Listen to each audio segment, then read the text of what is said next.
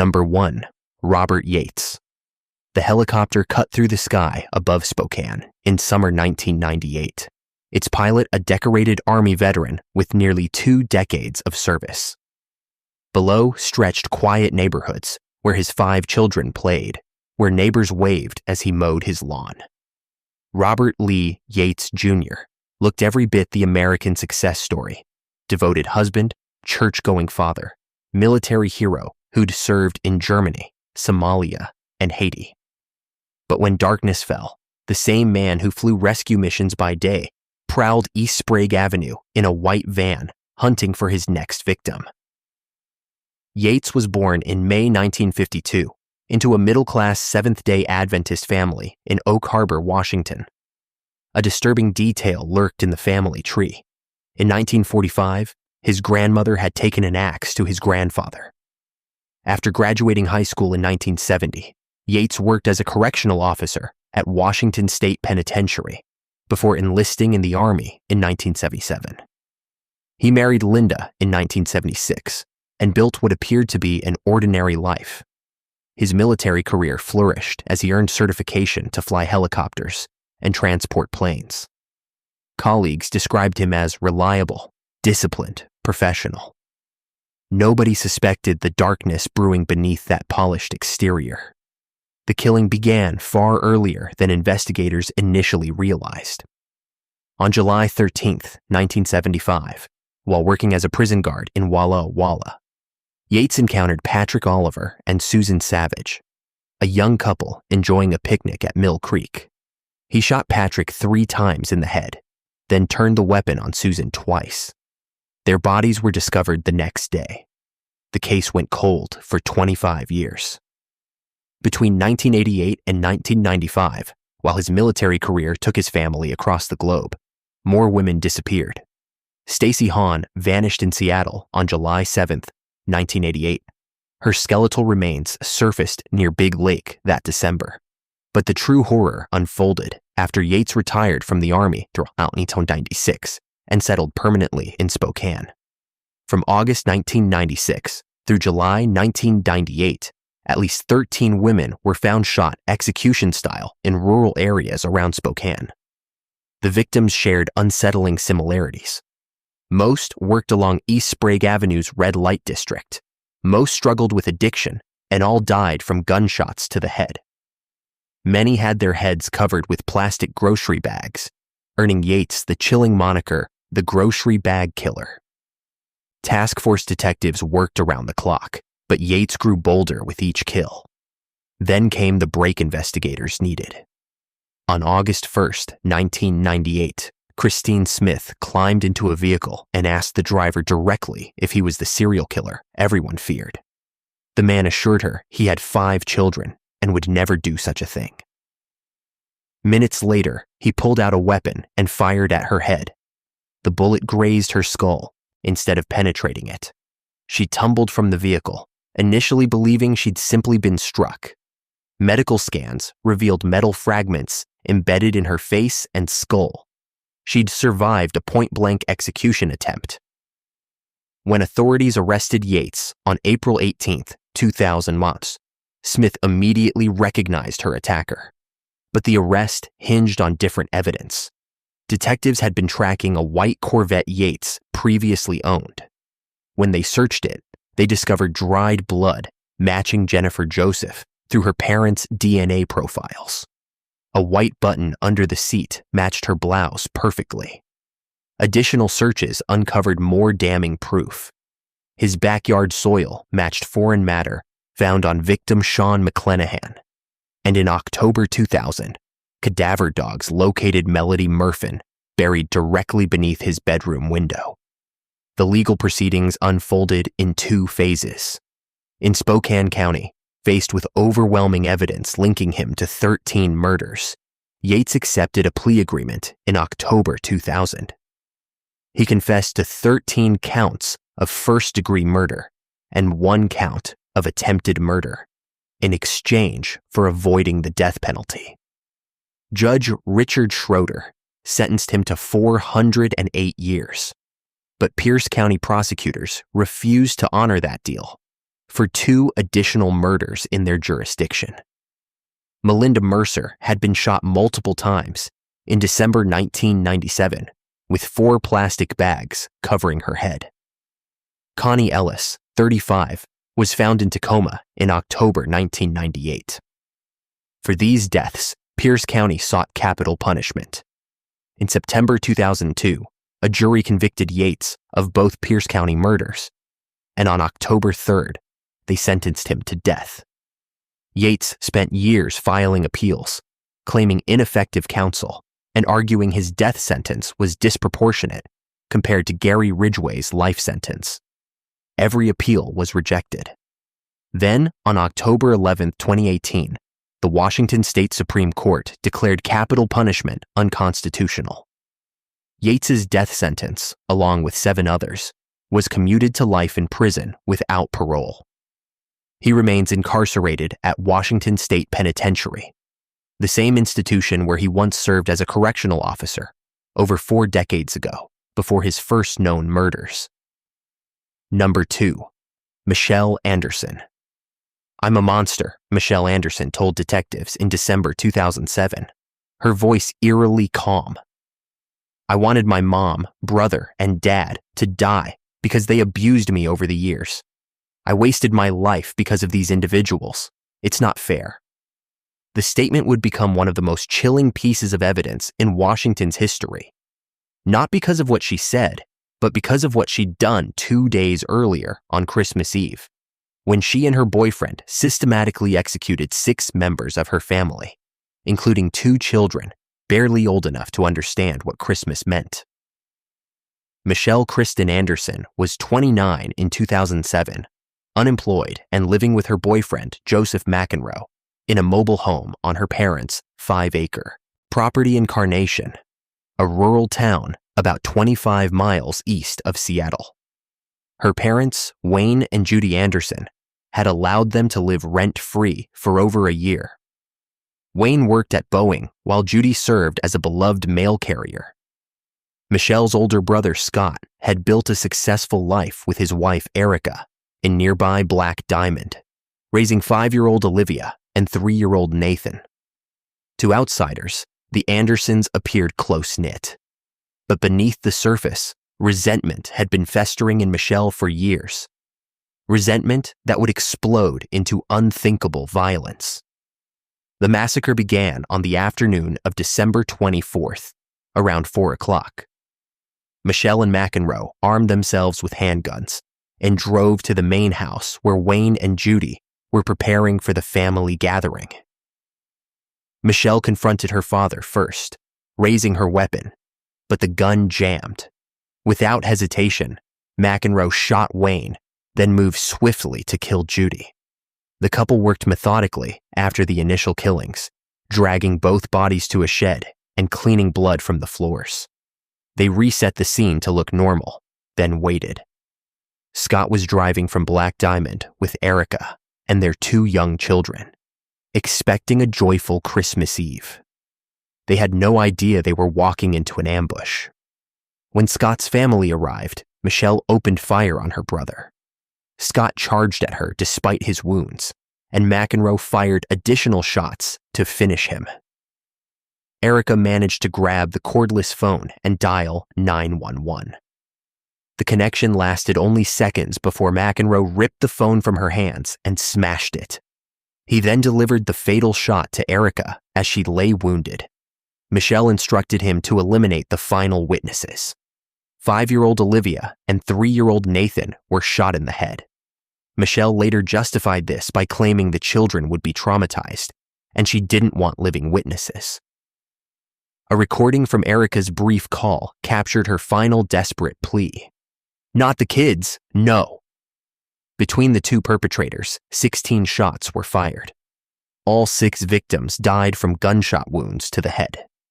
2 King County deputies responded within minutes, but when they arrived at the property gate, they found it locked. Michele had sprinted down the driveway to secure the entrance. The deputies, unable to access the property and hearing no further disturbance, didn't investigate further. The bodies remained undiscovered for 2 days. On December 26th, Linda Thela, Judy's best friend and co-worker, grew concerned when Judy failed to show up for her shift. She drove to the property, peered through a window, and saw bodies on the living room floor. She immediately dialed 911. 3 hours after detectives arrived, Michele and McEnroe pulled up to the property. Their behavior immediately raised red flags. Neither asked about Michelle's family or questioned why police had swarmed the property. Instead, they claimed they'd driven to Las Vegas to elope but got lost. Detectives separated them for questioning, and within hours, the facade crumbled. Michele blurted out, "It's all my fault. It's not Joe's fault." Both provided detailed confessions. Michele admitted she'd planned the murders for 2 weeks because she was tired of everybody stepping on her. She claimed Scott owed her $40,000 and that her parents had asked her to start paying rent, requests she viewed as evidence of their favoritism. Investigators identified the true motive as financial greed combined with deep-seated resentment. Michele even admitted her older sister Mary Victoria would have been killed too if illness hadn't kept her away. The legal proceedings stretched across nearly 9 years. McEnroe's trial came first in early 2015. On March 25, 2015, a jury found him guilty on all counts. When jurors deadlocked on sentencing and Governor Jay Inslee had instituted a death penalty moratorium, McEnroe received life without parole on May 13, 2015. Prosecutor Dan Satterberg announced he wouldn't seek death for Michele, reasoning it wouldn't be fair to execute her when the man who pulled most triggers would live. Michele's trial began in January 2016. Prosecutors presented testimony from 38 witnesses over 5 weeks. Michele's defense rested without calling a single witness. She had refused to speak with her attorneys for roughly a year and declined mental health evaluations. On March 4, 2016, the jury returned guilty verdicts on all 6 counts. Judge Jeffrey Ramsdell sentenced her to 6 consecutive life terms on April 22, 2016. During sentencing, Erica's mother addressed Michele directly. "I don't think you're big and tough, Michele. I think you're a bully and a coward." Michele Anderson is currently imprisoned at Washington Correction Center for Women, while Joseph McEnroe serves his sentence at Washington State Penitentiary. The case cost King County over $11 million. Number 3, Gary Ridgway. The truck painter showed up for work every day, dependable as clockwork, for 3 decades at the Kenworth factory in Renton, Washington. Gary Leon Ridgway kept his head down, spray-painted vehicles, collected overtime pay, and went home to his 3rd wife in their modest suburban house. Neighbors waved as he mowed his lawn. Coworkers found him quiet but harmless. Nobody suspected that this unassuming man was methodically strangling women at a rate that would eventually eclipse nearly every serial killer in American history. A patient, decades-long campaign that claimed at least 49 confirmed victims, though he insisted the true number exceeded 70. Gary Leon Ridgway was born February 18, 1949, in Salt Lake City, Utah, the middle child of 3 brothers. His father, Thomas, worked as a bus driver and routinely complained about women who worked the streets. His mother, Mary, was domineering and inflicted harsh discipline. The most psychologically damaging element centered on his persistent bedwetting, which continued until age 13 or 14. After each incident, Mary would force him to stand naked while she washed his genitals, often humiliating him in front of his brothers. By 4th grade, he harbored violent fantasies about harming his mother. At 16, he stabbed a 6-year-old boy through the ribs, walking away with the chilling statement that he'd always wondered what killing someone felt like. The boy survived, and remarkably, Gary faced no consequences. He graduated from Tyee High School in 1969, married his girlfriend Claudia, and enlisted in the Navy, deploying to Vietnam. During military service, he began frequenting women involved in the trade, contracting infections, yet continuing without protection.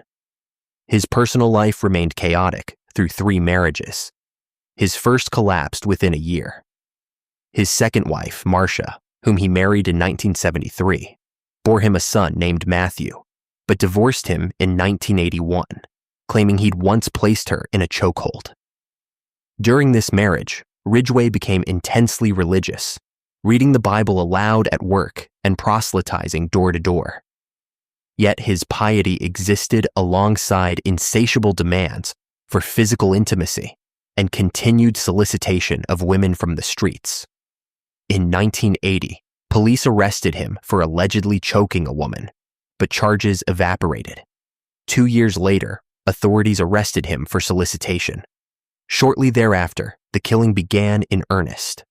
The first confirmed victim, 16-year-old Wendy Lee Caulfield, was discovered in the Green River on July 15, 1982. Within weeks, 4 more bodies surfaced, all strangled. By August, King County authorities assembled the Green River Task Force, initiating one of the longest murder investigations in American history. Over the next 2 years, Ridgway's victim count exploded to more than 40 women. He targeted the vulnerable, young women involved in the trade, runaways, individuals struggling with addiction. He prowled State Route 99 in South King County. To build trust, he showed photographs of his young son, presenting himself as harmless. Once alone with victims in his truck or home, he would wrap his forearm around their necks, pulling back with brutal force until they stopped breathing. He transported bodies to remote wooded areas, often dumping them in clusters near landmarks. He frequently returned to decomposition sites and scattered random trash around crime scenes to confuse investigators. Ridgway became a suspect surprisingly early. In April 1983, 18-year-old Marie Malvar disappeared after her boyfriend witnessed her entering a pickup truck. The boyfriend tracked the vehicle to Ridgway's house and reported it to authorities. Police questioned Ridgway, who calmly denied meeting Marie. In May 1984, he passed a polygraph examination. In April 1987, investigators obtained search warrants, collecting carpet fibers and a DNA sample. But forensic technology couldn't process the samples effectively, and the case stalled. Ridgway married his third wife, Judith Mawson, in 1988, and dramatically reduced his killing frequency. Only 3 confirmed murders occurred after that marriage. His final known victim was taken in 1998. Everything changed in 2001 when Detective Dave Reichert called for a comprehensive review using advanced DNA technology. The new analysis produced definitive matches between evidence from victims and Ridgway's saliva sample obtained 14 years earlier. On November 30, 2001, police arrested him as he left his shift. Faced with overwhelming proof, Ridgway made a calculated decision. In June 2003, he agreed to a plea bargain. In exchange for avoiding execution, he would confess to all murders and assist authorities in locating remains. On November 5, 2003, he pleaded guilty to 48 counts of aggravated first-degree murder. Judge Richard Jones sentenced him to 48 consecutive life terms, plus 480 years. The next day, he led investigators to 3 previously unknown burial sites. The confessions continued. In 2011, Ridgway pleaded guilty to the murder of Rebecca Marrero, his 62nd birthday, receiving a 49th life sentence. As recently as December 2023 and January 2024, authorities identified additional remains as belonging to Lori Ann Raspotnik and Tammy Lyles. Gary Ridgway continues serving his sentences at Washington State Penitentiary in Walla Walla, the same facility where Robert Yates resides, though detectives believe additional victims remain undiscovered across Washington's wilderness. Number 4. Michelle Shelly. Knotek. Neighbors in Raymond, Washington, called the Red Farmhouse on Monaghan Landing Road unremarkable. a modest home surrounded by trees and gardens where animals roamed freely. The couple who lived there seemed generous, taking in friends and family who'd fallen on hard times. Michele Shelly Knotek appeared to be exactly what a small rural community valued: a devoted mother raising 3 daughters, a woman who opened her home to those with nowhere else to go. But behind those walls, something unspeakable was unfolding. Between 1994 and 2003, at least 3 people entered that house and never left alive. The horrors investigators uncovered were so extreme, so methodically cruel, that even hardened detectives struggled to comprehend how one person could inflict such sustained torture, and how she'd convinced her husband to help dispose of the bodies. Michele Knotek was born April 15, 1954, and never strayed far from Raymond. She married twice before meeting David Knotek, a construction worker in the mid-'80s. They wed in 1987, combining her 2 daughters, Nikki and Sammy, with David's willingness to adopt them. In June 1989, they had a 3rd daughter, Tori. To the outside world, Michele presented herself as a caring homemaker. She involved herself in community activities and maintained a cheerful facade. But inside the home, a different reality existed. Her daughters would later describe years of physical and psychological torment, being forced to sleep outside, ordered to strip naked and roll in mud while she sprayed them with freezing water, denied bathroom privileges as punishment. The abuse was systematic and designed to maintain absolute control. David became complicit in his wife's reign of terror, following her commands without question. The first known victim was Kathy Loreno, a 36-year-old hairdresser who'd been Michele's friend.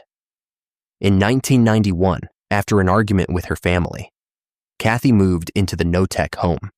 At first, Michele showed kindness. Then the cruelty began. Michele starved Kathy, forced her to work naked, administered random beatings, and poisoned her with medications. David constructed a makeshift waterboarding device. The couple would bind Kathy and pour bleach onto open wounds. The abuse escalated over 3 years until Kathy's body gave out. In 1994, she collapsed and died. David burned her remains and scattered the ashes at a local beach. When family reported Kathy missing, the Knoteks explained she'd run away with a truck driver. Around the same time, Michele's nephew, Shane Watson, vanished. Born in 1975, Shane was 19 when he came to live with the Knoteks after his father was incarcerated. Instead of finding stability, Shane endured the same systematic abuse: forced labor in extreme weather, beatings, humiliating acts designed to break his spirit. Michele ordered him to jump from the roof onto patches of stinging nettles. Then Shane made a fatal mistake. He photographed Kathy's injuries, possibly planning to use them as evidence. When Michele discovered the pictures, her rage was absolute. In 1994, shortly after Kathy's death, David shot Shane with a .22 caliber rifle. He burned Shane's body and scattered the ashes. The family was told Shane had moved to Alaska. The third confirmed victim was Ronald Woodworth, a 57-year-old local man who moved into the Knotek home around 2001. Like the others, Ron initially received kindness before the torture began. Neighbors witnessed disturbing scenes. Ron performing yard work, wearing only underwear in cold weather, jumping from the second-story roof onto gravel in bare feet. Michele would pour boiling water over his injured feet, followed by pure bleach. The abuse continued until Ron's body failed in 2003. David buried Ron's body on the property. By this point, Michele's 3 daughters had witnessed enough. Tori, just 14 and still at home, connected with her older sisters, who had escaped. Together, they made the agonizing decision to report their mother to police. The arrests came on August 8, 2003. Detectives searched the property and exhumed remains. David provided a full confession, detailing how he'd shot Shane, burned both Shane and Kathy's bodies, and buried Ron. Michele was charged with 2 counts of first-degree murder. David faced first-degree murder charges in Shane's death, plus additional counts. Bail was set at $2 million each. In 2004, both accepted plea agreements. Michele entered an Alford plea, acknowledging a jury would likely convict her. She pleaded guilty to second-degree murder and manslaughter. Prosecutors initially agreed to 17 years, but Judge Mark McCauley sentenced her to 22 years. David pleaded guilty to second-degree murder and received 15 years. Michele Knotek served approximately 18 years at Washington Correction Center for Women. On November 8, 2022, at age 68, she walked free.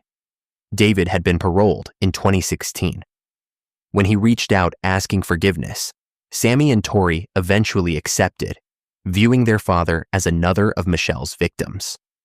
Nikki refused. The daughters have spoken publicly about their terror regarding their mother's release, warning that she remains dangerous. The case stands as one of Washington's most disturbing examples of domestic torture, made all the more chilling by how long it continued hidden behind the facade of small-town normalcy. Number 5. Ted Bundy. 40,000 people flocked to Lake Sammamish State Park on July 14, 1974. Drawn by temperatures climbing into the 90s and brilliant sunshine, families spread blankets across the grass. Young people played volleyball. Nobody realized that a predator moved among them. A handsome, articulate young man with his arm in a sling, approaching women with a disarming smile and a request for help loading a sailboat.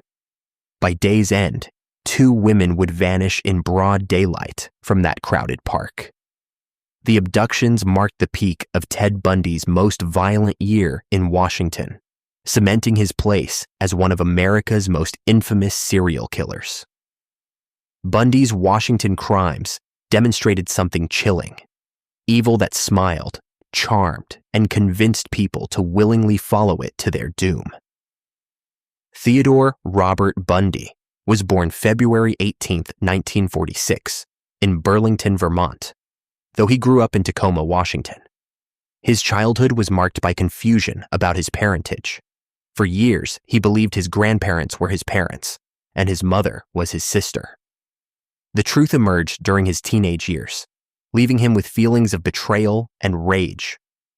He attended Wilson High School before enrolling at the University of Washington, where he majored in psychology. By all outward appearances, Bundy seemed destined for success. He was intelligent, articulate, and politically active, volunteering for Republican campaigns and working at a Seattle crisis clinic. He briefly attended law school at the University of Puget Sound before transferring to the University of Utah. His girlfriend, Elizabeth Klopfer, saw him as caring and attentive. But beneath that cultivated exterior, something dark was growing, an obsession with violence fueled by an escalating need for control. The killing began on January 4, 1974, when Bundy entered the basement apartment of 18-year-old Karen Sparks, a University of Washington student. He bludgeoned her with a metal rod, leaving her unconscious for 10 days with permanent brain damage. She survived, barely. Less than a month later, on February 1st, 21-year-old Linda Ann Healy disappeared from her basement bedroom. Her roommates found her bed neatly made with blood on the sheets. Someone had dressed her unconscious body in jeans and a blouse before carrying her away. The pattern accelerated throughout spring. Donna Gail Manson vanished March 12th. Susan Elaine Rancourt disappeared April 17th. Roberta Parks was taken in May. Brenda Carol Ball was last seen leaving the Flame Tavern on June 1st. Then came Jorgen Hawkins, who vanished from the alley behind her University of Washington sorority house on June 11th. Witnesses reported seeing Bundy limping on crutches, dropping his briefcase as a ruse. The Lake Sammamish abductions represented Bundy's most brazen acts. Around noon on that sunny Sunday, He approached 23-year-old Janice Ann Ott as she relaxed on a blanket. Multiple witnesses overheard their conversation.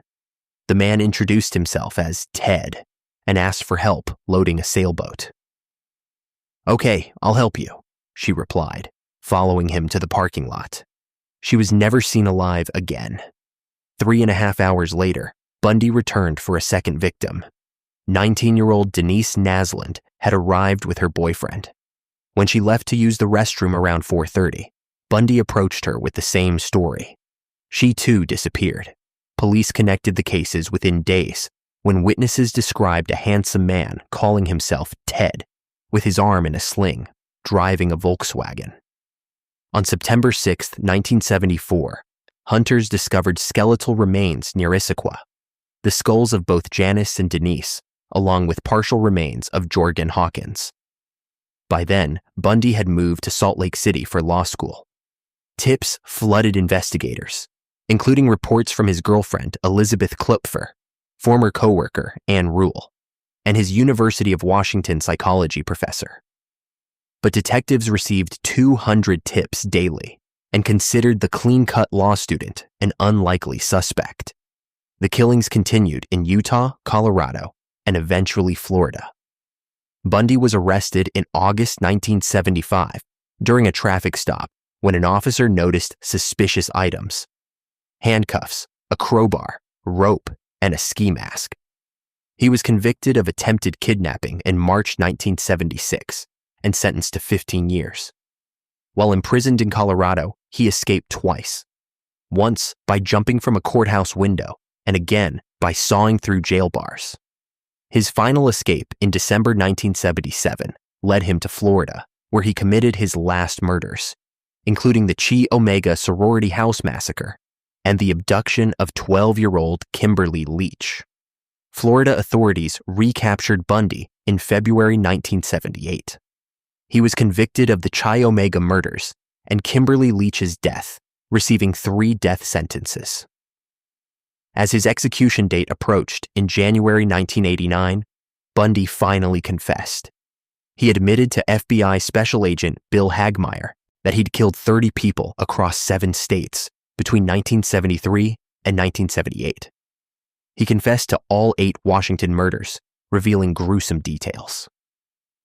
On January 24, 1989, at 7:16 a.m., Ted Bundy was executed in Florida's electric chair at age 42. Outside the prison, crowds gathered holding signs reading, "Burn, Bundy, burn." Number 6, Barbara Opel. The call came into Everett Police on April 24, 2001. An 11-year-old boy had information about a missing person, information that would unravel one of Washington's most disturbing murder cases. Not because of the violence itself, though that was extreme, but because of who orchestrated it. Barbara Opel was 39, a mother of 3 who'd been hired as a live-in caregiver for an elderly woman with Alzheimer's. She'd convinced herself that her employer, a 64-year-old man, deserved to die. But rather than carry out the act herself, she did something far more sinister. She recruited 5 teenagers, including her own 13-year-old daughter, and promised them money and gifts if they would beat and stab him to death while she hid in the basement and cheered them on. The case would shock Snohomish County for the calculated way an adult manipulated children into becoming killers, forever destroying their futures for $40,000 she wanted to steal. By 2000, Barbara was a single mother of 3 children: Heather, 13, and 2 younger children, aged 7 and 11. In November 2000, she met Jerry Dwayne Hyman, a 64-year-old retired Boeing worker who'd recently sold a house and had roughly $40,000 in his bank account. Jerry needed help caring for his 89-year-old mother, Evelyn, who suffered from severe Alzheimer's. He hired Barbara as a live-in caregiver, and she moved into the basement of his South Everett home with her children. The arrangement seemed practical, but Barbara quickly began complaining to friends about Jerry, claiming he berated her family. "I wish he was dead," she told acquaintances repeatedly.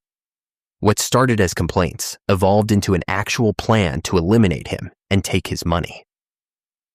Over several days in early April 2001, Barbara carefully assembled her team.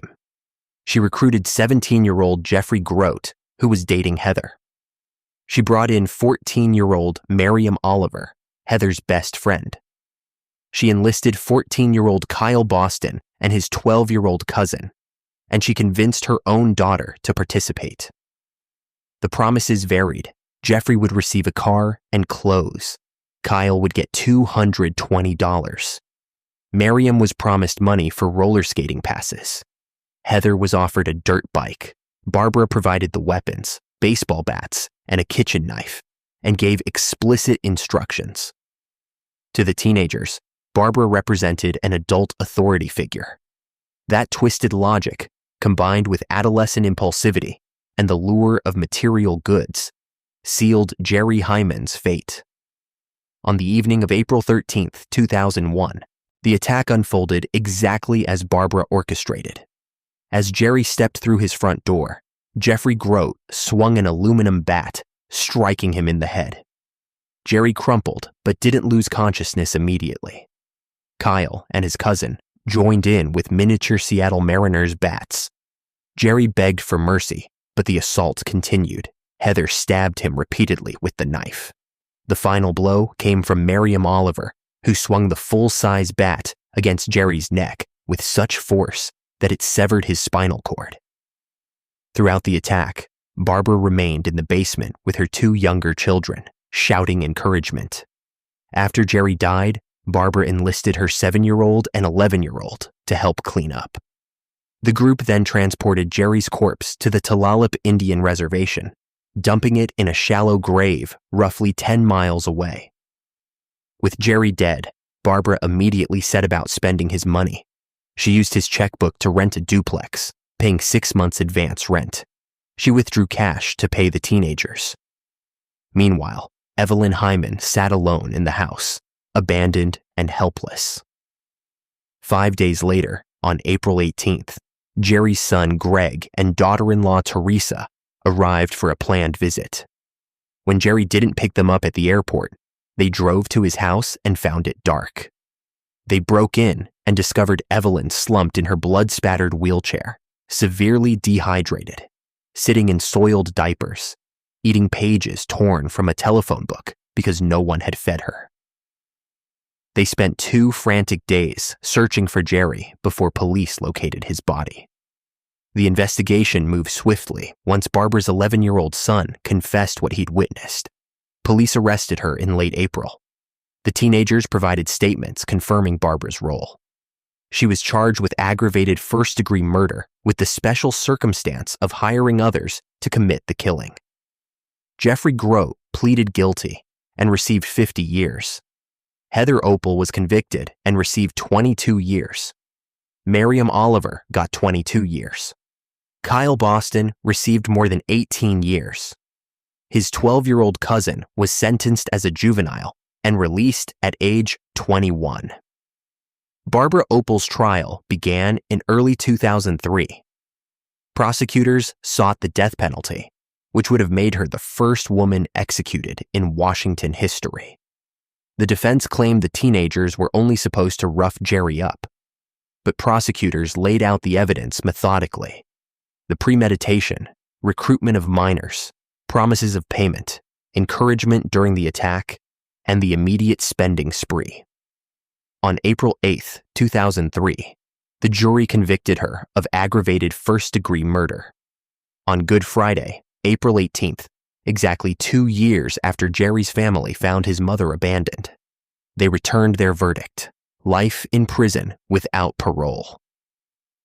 Barbara smiled when the decision was announced. Judge Gerald Knight imposed a no-contact order prohibiting her from communicating with her 3 children. Barbara Opel remains incarcerated at Washington Correction Center for Women. Several teenagers, including Heather, who was released in 2022, have since been freed. Number 7. Isaac Zamora.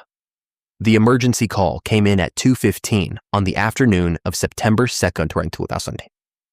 Dennis Zamora dialed 911 from her home in Alger, a tiny Skagit County community of fewer than 100 people. Her 28-year-old son, Isaac, had been walking in and out of neighbors' homes uninvited all afternoon, and she feared something terrible was about to happen. Deputy Ann Jackson responded immediately. She knew the family, had dealt with Isaac's struggles before, and had even given them her personal number. Within minutes, Jackson arrived at the Zamora property. Dennis directed her up the gravel road to check on neighbor Chester Rose's house, where Isaac had last been seen. Jackson never checked back in with dispatch. By the time concerned deputies arrived over an hour later, they discovered a scene of unimaginable horror. The shooting rampage that followed would leave 6 people dead and 4 wounded across a blood-soaked trail stretching from that quiet rural neighborhood onto Interstate 5. Isaac Zamora was born in 1980 and grew up in the Alger area. Neighbors remembered him as quiet, withdrawn. His mental health struggles began a decade before the rampage, triggered when the family home burned down. The trauma sent Isaac spiraling into a darkness from which he never fully emerged. He lived on and off in the woods for years, working sporadically as a house painter. After breaking up with his girlfriend and suffering an injury, he became increasingly despondent and developed an addiction to painkillers. By 2008, he was living in a trailer on his parents' property, his condition deteriorating daily. Dennis had spent months trying to get help for her son, sitting vigil in state offices and psychiatric clinics.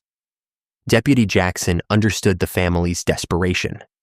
On the Sunday and Monday before the rampage, Jackson had been out to the property dealing with Isaac's erratic behavior. But the mental health system offered little assistance. Isaac had served 6 months in jail earlier that year for felony drug possession, released on August 6th. As part of his sentence, he was supposed to undergo a mental health evaluation, but he couldn't afford one.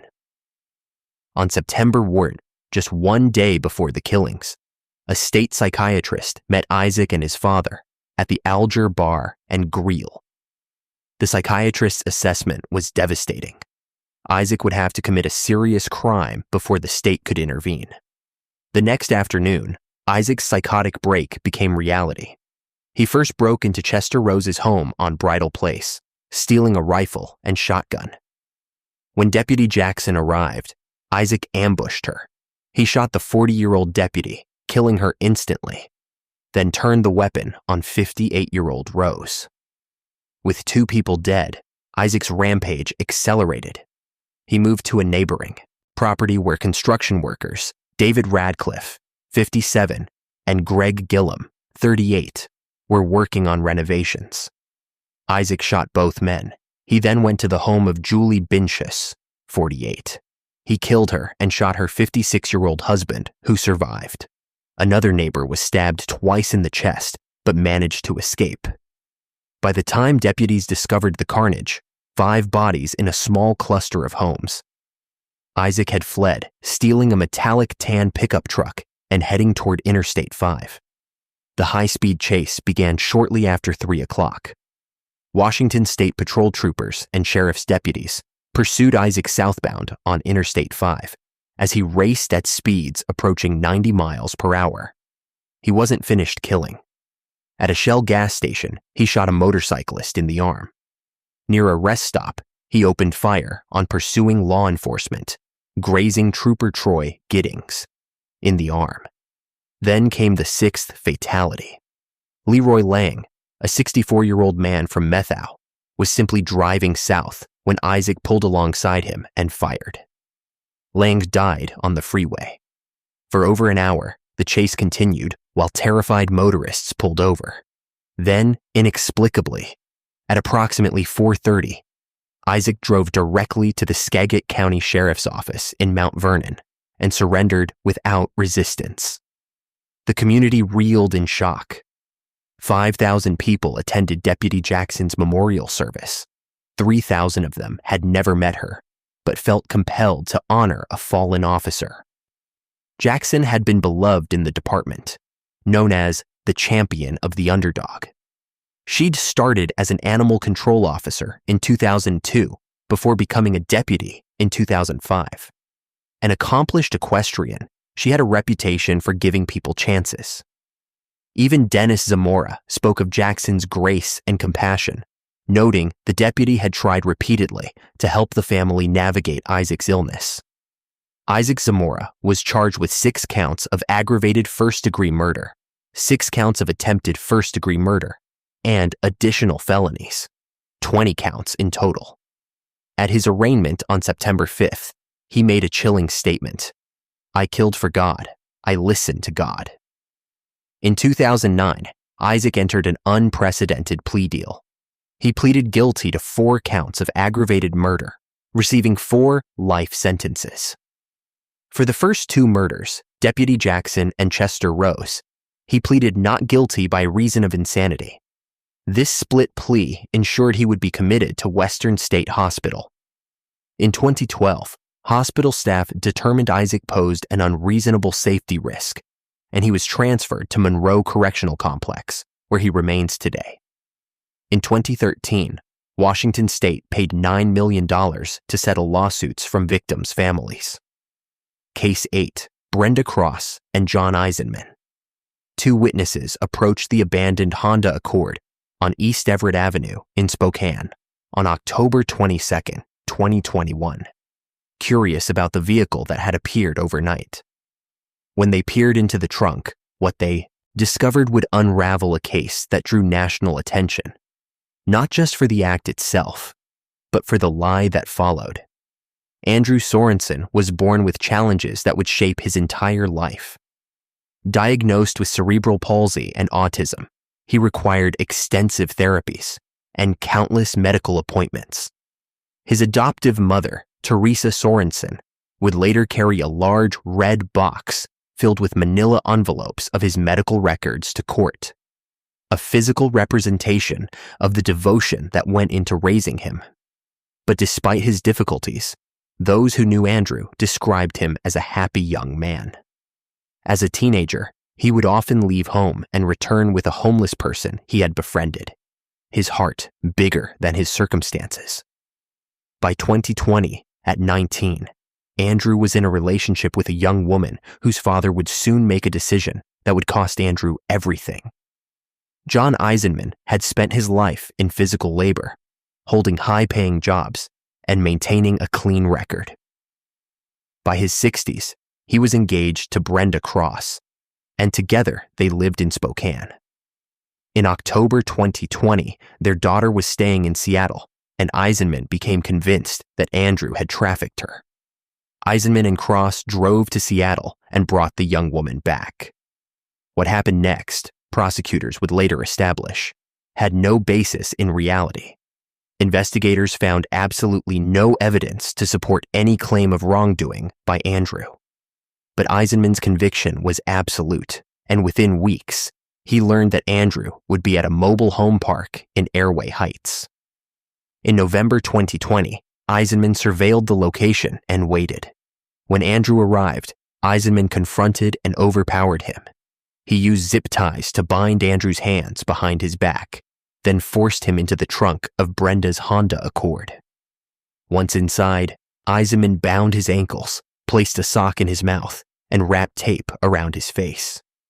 What followed was sustained violence, Eisenman punching Andrew repeatedly, hurling a cinder block at his head, then stabbing him multiple times in the abdomen. Andrew did not survive. His body remained in the trunk as Eisenman drove the Honda back to his residence. The following day, Eisenman moved the vehicle to a remote property off U.S. Highway 2. He removed the car battery, then abandoned the Honda. The vehicle sat untouched for nearly a year, Andrew's remains decomposing in the sealed trunk while his family searched desperately for answers. His parents filed missing person reports. They prayed, they waited. The months stretched on with no word, only the terrible silence of not knowing. Then, in October 2021, someone apparently found the abandoned Honda and moved it. The car reappeared on East Everett Avenue, where two witnesses looked inside the trunk. Andrew's ankles were still bound with zip ties. His hands remained restrained. Tape covered his mouth. Detective Randy Lesser traced the Honda's registration to Brenda Kross. When Detective Lesser visited Kross's residence, he found Eisenman, who claimed the vehicle had been stolen more than a year earlier. Kross repeated the same story, though she had never reported it stolen. 1 week after Andrew's body was discovered, authorities arrested Eisenman and charged him with first-degree murder. The case gained national attention when Eisenman's claim spread across news outlets. A crowdfunding website raised tens of thousands of dollars for his defense. He later admitted he was likely under the influence of methamphetamine during the attack. Brenda Kross was not arrested alongside Eisenman. For nearly another year, she remained free. Then, in August 2022, Kross had a conversation with a human resources representative at her workplace that would change everything. According to court documents, Kross told the coworker she had punched Andrew and that she and Eisenman had struck him with a cinder block, beaten him, and stabbed him together. She described how Andrew cried and begged for his life. Then she revealed something even more disturbing. She had played a song while Andrew was crying, something about crying, crying, crying.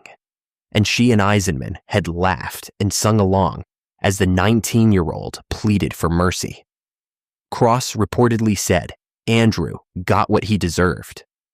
On September 15, 2022, police arrested Brenda Kross and charged her with first-degree murder. The legal proceedings stretched over 2 years. On November 14, 2024, both defendants entered guilty pleas before Judge Annette Police. Eisenman pleaded guilty to first-degree murder. Kross pleaded guilty to first-degree manslaughter. On January 16, 2025, the courtroom filled with roughly 50 of Andrew's loved ones. 8 family members delivered victim impact statements during the 2.5-hour hearing. Teresa Sorensen told the court that people might think her life was easier now, but nothing could be further from the truth. Judge Police sentenced Kross to 8.5 years, 102 months. 2 months later, on March 14, 2025, Eisenman appeared for sentencing. 9 people expressed their misery, anger, and sorrow. Judge Police sentenced Eisenman to just over 25 years, 280 months, exceeding the recommended 22 years. Brenda Kross is currently incarcerated at Washington Correction Center for Women. John Eisenman is serving his sentence at a Washington state facility. Andrew Sorensen's family continues to grieve a young man taken from them by violence rooted in a falsehood. Case 9. Christopher Monfort. The surveillance camera at Seattle's Charles Street maintenance yard captured footage that seemed almost routine. A figure moving through the darkness in the early hours of October 22, 2009. But what unfolded over the next several minutes would mark the beginning of what authorities would later call an act of domestic terrorism, a calculated campaign against law enforcement that would culminate in tragedy 9 days later. Christopher John Monfort was born in 1968 and grew up experiencing the challenges of being mixed race in communities across Indiana and Alaska, where he faced persistent harassment. As a young man, he studied criminal justice and at one point aspired to become a police officer himself, though he never applied due to a hiring freeze. In 1991, while living in Los Angeles, Monfort witnessed the widespread outrage following the Rodney King beating by LAPD officers, an event that, according to his defense attorneys, marked the beginning of an obsession that would consume him for nearly 2 decades. Monfort began collecting videos and articles, documenting what he perceived as police misconduct. Between April and November 2009, investigators discovered that Monfort conducted thousands of internet searches related to police, radio codes, the Seattle Police Officers Guild, and locations where officers gathered. October 22, 2009, was designated as a national day of protest against police brutality. That morning, Monfort cut through the fence surrounding the city's vehicle maintenance facility. Once inside, he moved methodically through the lot. He set fire to a Seattle Police Department mobile precinct after posting sheets of paper throughout the yard. The notes railed against police brutality and promised a lot of police funerals. Monfort then placed homemade pipe bombs beneath several parked patrol cars, timed to detonate as first responders arrived. As officers and firefighters converged, the explosions began.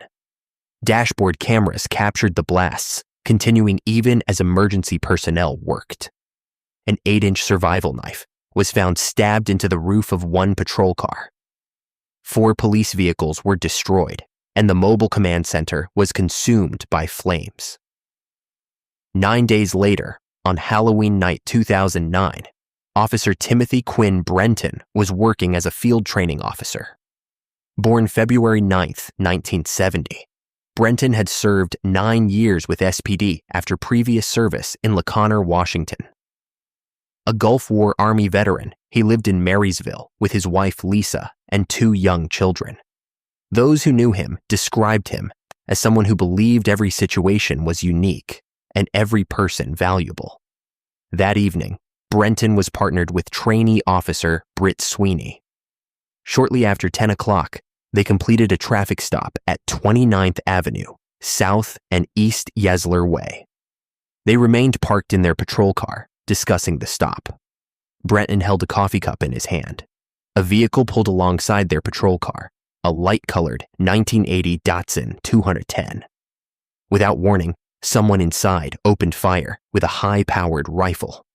Sweeney ducked as bullets grazed her head and back. Brenton, struck by multiple rounds, was fatally wounded. The suspect's vehicle fled. Sweeney, despite her injuries, managed to exit and return fire. She used her radio to call for help, her voice barely a whisper. "Shots fired. My partner is dead. Help me." Sergeant George Davison raced to the scene. He had known Brenton for years. They had partnered together in the East Precinct's anti-crime team. When Davison reached the patrol car, he found his colleague still holding the coffee cup. Seattle's police chief called the attack an assassination and an act of domestic terrorism. On November 6, 2009, as thousands gathered for Brenton's memorial service, homicide detectives received a tip. An apartment manager reported that one of her tenants owned a light-colored 1980 Datsun 210 and had recently covered it with a tarp. Detectives traced the registration to Christopher Monfort, age 41. When police approached Monfort's apartment building, they found him outside. When confronted, he pulled a 9mm handgun and pointed it at Sergeant Gary Nelson's head, pulling the trigger. The weapon failed to fire. Monfort had neglected to chamber a round. Officers fired, striking Monfort twice. The second bullet lodged against his spine, paralyzing him from the waist down.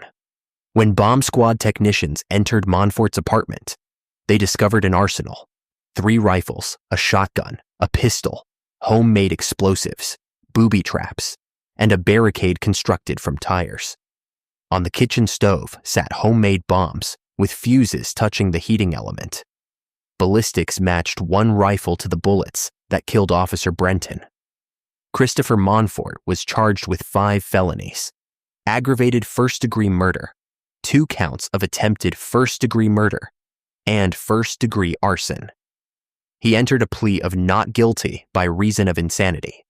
His trial began in January 2015 and stretched across 6 months. On June 5, 2015, the jury convicted Monfort on 4 charges, rejecting the insanity defense. On July 24, 2015, the jury spared his life, sentencing him to life without parole. Judge Ronald Kessler added an additional 65 years. Monfort was transferred to Washington State Penitentiary in September 2015. On January 18, 2017, corrections staff found Monfort unresponsive in his cell. He was 48 years old. The coroner's report indicated natural causes. Case 10, Sarah Jane Ramey. Janine Mitchell will never forget the sound that woke her at 3 o'clock in the morning on January 26, 2022. Flames were consuming her garage, her carport, her car, and irreplaceable belongings that had belonged to her late husband. But Mitchell's loss was just one chapter in a story that had begun nearly a month earlier, when Tacoma found itself gripped by a wave of destruction that would ultimately claim a life and leave more than 24 victims in its wake. Sarah Jane Ramey was 42 and living in Tacoma in late 2021.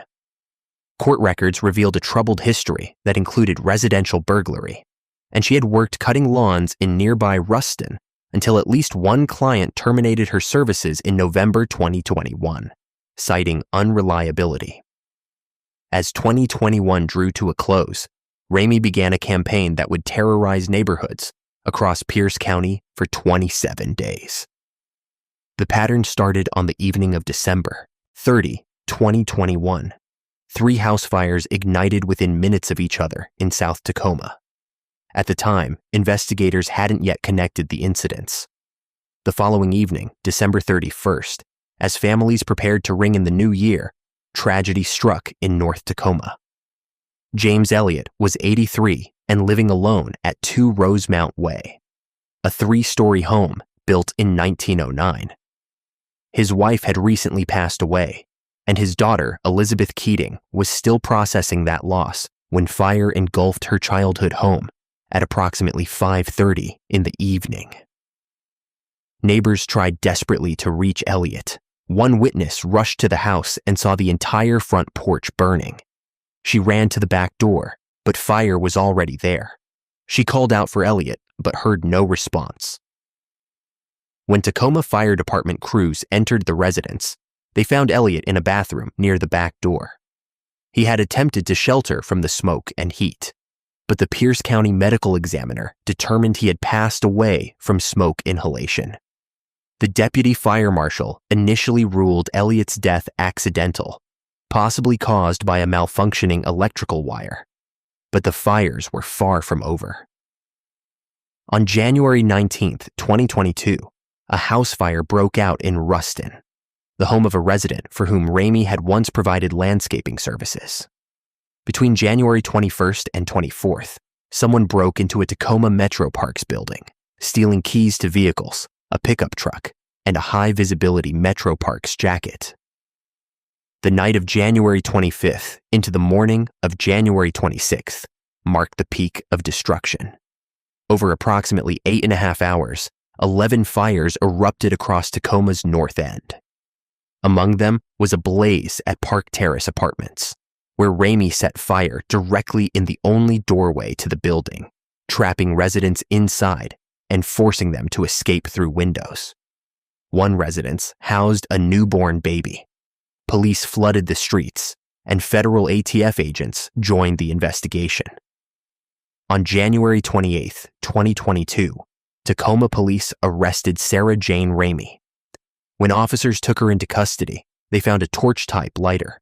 A search of her truck revealed damning evidence: James Elliott's checkbook, 3 credit cards belonging to Elliott's late wife, several sets of keys, stolen mail, 2 metal containers filled with gasoline, and the stolen Metro Parks jacket she had been caught wearing on surveillance footage at multiple fire scenes.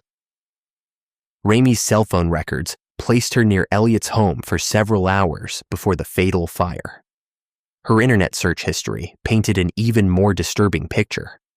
She had searched for queries including how much scrap metal is in an 8-bedroom, 3-bath, older 4-story house, leads on Tacoma arsons, and how to cash a stolen check without getting caught. Most damning was a search conducted on January 12, 2022. At that point, the fire department had officially ruled Elliott's death accidental.